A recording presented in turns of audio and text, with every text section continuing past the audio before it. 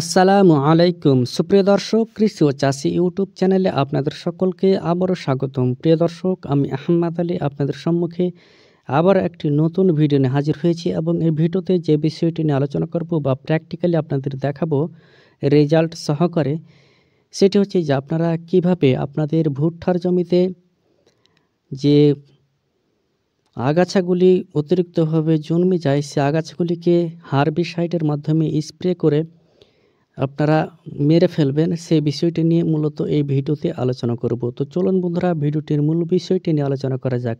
তার আগে একটি কথা বলে নিই, যারা এখনও পর্যন্ত কৃষি ও চাষি ইউটিউব চ্যানেলটি সাবস্ক্রাইব করেননি, অবশ্যই চ্যানেলটি সাবস্ক্রাইব করে নিয়ে পাশে থাকবেন। প্রিয় দর্শক, আপনারা ভিডিওতে দেখতে পাচ্ছেন যে আমি আমার ভুট্টার জমিতে প্রচুর পরিমাণে কিন্তু অনেক রকমের ঘাস জন্মে গেছে এবং সেই ঘাসগুলোকে মারার জন্য আমি এখানে একটি হারবিসাইড নিয়েছি। সেই হারবিসাইডটি আপনারা দেখতে পেলেন যে একটি 16 লিটার স্প্রে পাম্পে কিন্তু সেই হারবিসাইডগুলিকে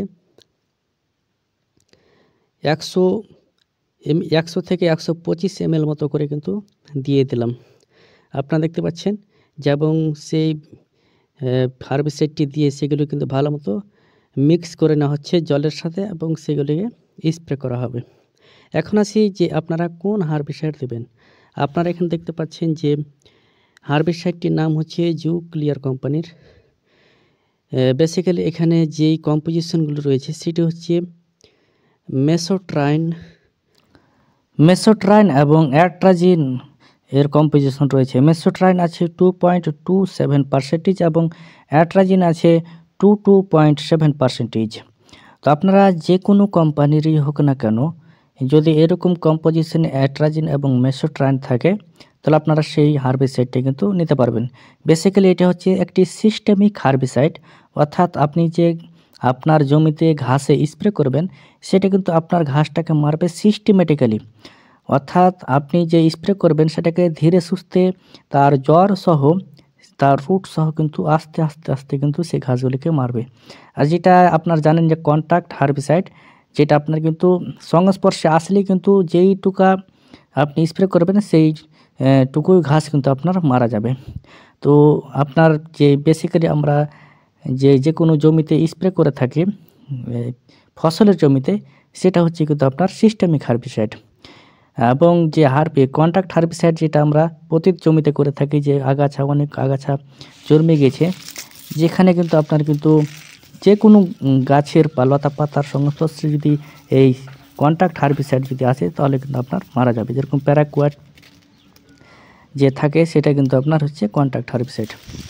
সো এটা হচ্ছে আপনার হচ্ছে সিস্টেমিক হারবিসাইড, যার ফলে আপনার কিন্তু ধীরে সুস্থে আপনার গাছ এর যে ঘাসগুলি আছে সেগুলো কিন্তু আপনার যেই সিলেক্টিভ আছে কয়েকটি ঘাস, সেই ঘাসগুলি কিন্তু সে মারবে। এখানে আপনার যে ভুট্টার গাছ রয়েছে সেই ভুট্টার গাছের কিন্তু কোনো ক্ষতি করবে না। প্রিয় দর্শক, আপনারা এখানে দেখতে পাচ্ছেন যে স্প্রে করা 8 থেকে 10 দিন পর সেই গাছের যে স্প্রে করেছিলাম সেই ঘাসগুলি কিন্তু ধীরে ধীরে মারা যাচ্ছে। বেসিক্যালি আপনারা জানেন যে সিস্টেমিক হারবিসাইডে কিন্তু যে ঘাসগুলি মারবে, আপনাদের প্রথমে বলেছি যে একটু সময় নেবে, 10 থেকে 15 দিন 1 মাস পর্যন্ত কিন্তু আপনার সময় নিতে পারে। অর্থাৎ আপনার যদি ঘাস খুবই শক্ত ঘাস থাকে, আপনারা এখানে দেখতে পাচ্ছেন যে আমার ভিডিওতে আপনারা দেখতে পাচ্ছেন যে প্রথমে যে ঘাসগুলো কীরকম ছিল, একেবারে একরকম করে গোটা জমিতে কিন্তু লেগেছিল, কোনো জায়গায় কিন্তু বাদ নেই। তো সেই গাছগুলিকে স্প্রে করার ফলে কিন্তু আপনার 80% ঘাস কিন্তু 8 থেকে 10 দিনের ভিতরে কিন্তু মারা গিয়েছে। আর যে 20% যে ঘাস রয়েছে সেগুলো ঘাস একটু শক্ত টাইপের ঘাস, সেগুলোও মারা যাবে কিন্তু একটু সময় নেবে।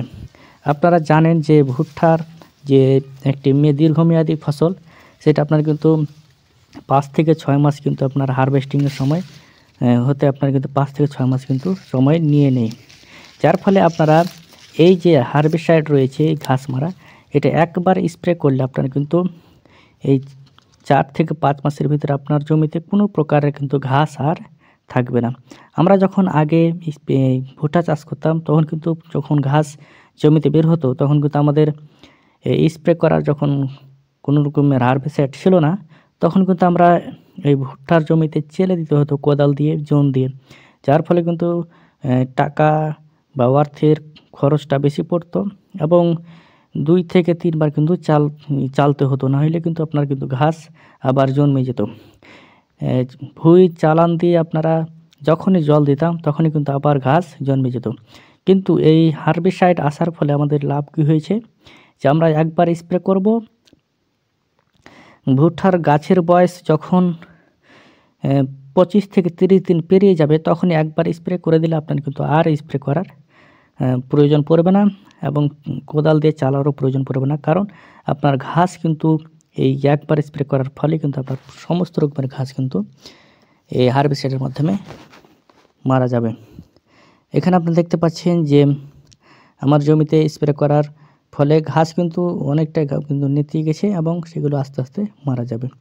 এবং এই যখনই আপনারা স্প্রে করবেন একটা জিনিস খেয়াল রাখবেন, তা হচ্ছে যে স্প্রে করার সময় আপনার জমিতে যাতে একেবারে শুকিয়ে না থাকে, কিছুটা যাতে জমিতে রস থাকে। অথবা আপনার জমিতে যদি রস না থাকে তাহলে আপনারা প্রথমে জল দিয়ে দেবেন, এবং জল দেওয়ার কিছুদিন পরে কিন্তু আপনারা 5 থেকে 6 দিন পরে আপনারা কিন্তু স্প্রে করে দেবেন। জমিতে রস থাকলে আপনারা স্প্রে করার ফলে যে হার্বিসাইড, যে কোনো হার্বিসাইড আপনার কিন্তু কাজ বেশি করে। এবং আপনারা এই জল দেওয়ার পরে আপনারা কিন্তু স্প্রে করলেও কোনো অসুবিধা নেই, বা অথবা জল দেওয়ার যে আপনারা জমিতে জল ধরে আছে বা কাদা আছে সেই সময় স্প্রে করলেও কিন্তু কোনো অসুবিধা নেই, আপনারা কিন্তু এই হার্বিসাইডে কাজ করবে। সো প্রিয় দর্শক, আপনারা এইভাবে আপনাদের জমিতে, এই ভুট্টার জমিতে আপনারা হার্বিসাইড যে কোনো কোম্পানির যে কোনো নামে পাওয়া যায়, আপনারা যেটা পাবেন হাতে সেটাই স্প্রে করবেন। কিন্তু আপনাদের মনে রাখতে হবে সেখানে যাতে মেসোট্রাইন 2.27% এবং অ্যাট্রাজেন্ট 2.7%-এর যাতে কম্বিনেশন, তার কম্পোজিশন থাকে, তাহলে কিন্তু আপনার সেই কাজটা করবে।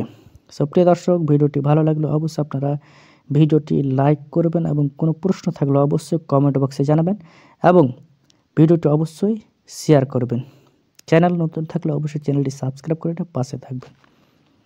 আর হ্যাঁ, আপনাদের সেই হার্বিসাইডের দামটা বলা যায়নি, কেউ বলে দিচ্ছি। তা হচ্ছে যে আপনাদের এখানে দুই রকম ডিব্বাতে আছে, 700 ml এবং 1400 ml। 700 ml যে দাম রয়েছে তা হচ্ছে 800 থেকে 900 টাকা মতো নেবে, এবং যেটা 1400 ml আছে সেটার দাম নেবে 1600 থেকে 1700 টাকা মতো। সো আপনারা আপনাদের নিকটবর্তী হার্বিসাইডের দোকান থেকে বা কীটনাশকের দোকান থেকে কিন্তু এই হার্বিসাইডগুলি কিন্তু আপনারা নিতে